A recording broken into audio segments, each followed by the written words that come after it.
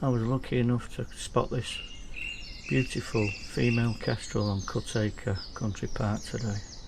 She was sat on the wires between the poles, watching for mice and voles in the undergrowth. Absolutely gorgeous. I managed a few good stills photos as well as this shaky video footage, and was treated to watching a hunt for about 20 minutes after I took these photos and videos. Absolutely stunning.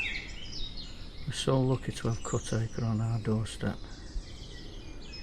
Get out in the sunshine, get out in nature, enjoy it.